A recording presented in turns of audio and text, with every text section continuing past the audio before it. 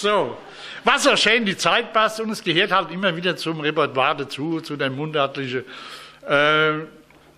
Ich weiß nicht, ich bin heute oben hergemacht, vielleicht gibt es nachher Wein Zwiebelkuchen. Aber es ist besser so, nicht? Da ist schon, nicht? Weil im Übermaß genossen wird es oft, ja. Aller gut, lassen wir.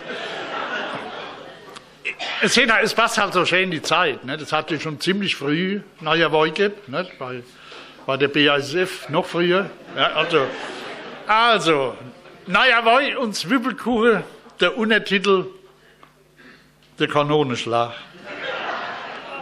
In jeder Gasse, in jeder Straße steigt der Duft jetzt in die Nase. Zwiebelkuchen, naja, Wein riecht mir draus und riecht mir treu. Das ist ein Labsal für den Hals, das Nationalmenü der Pfalz. Der Kuchen ist für die Erbauung, der neue Wein für die Verdauung. Beim 7. Glas ist wirklich wurde, fühlt man sich wie neu geboren. Doch bleibt dabei ganz ruhig hocken. Beim Aufstehen haut's dich aus. Das hat schon mitgemacht, nicht? Ja. Im Bauch, da merkt man Rumore und klient Häs, wenn ihm die Ohren. Der Teufel soll das Zeug verfluchen, der neue Wein, den Zwiebelkuchen. Bei jedem Biss, bei jedem Schluck steigt konstant der innere Druck. Und stellt sich innen etwas quer, rutscht man hin und rutscht man her. Kennen Sie das Buch? Also gut. Keiner gibt sich da blöß und schmeckt mir noch mehr nervös. Weil vor dem ersten großen Knall drückt's auf die Leber, auf die Gall.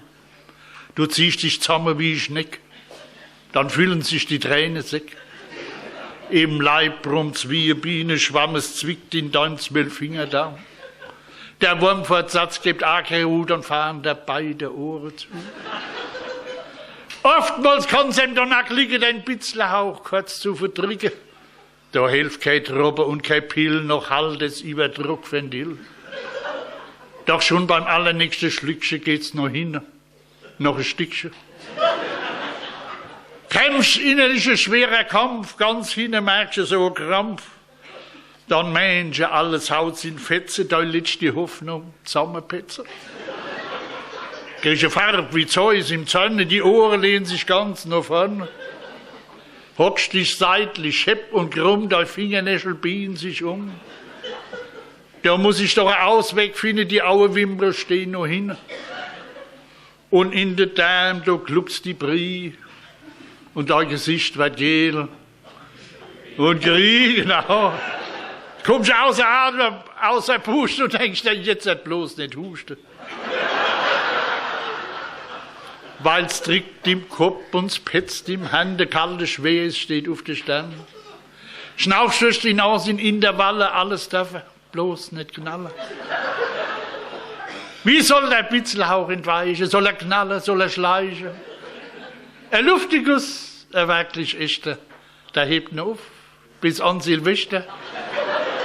Und so beantwortet sich die Frage von Eugangs dem Kanonenschlag. Fertig. So.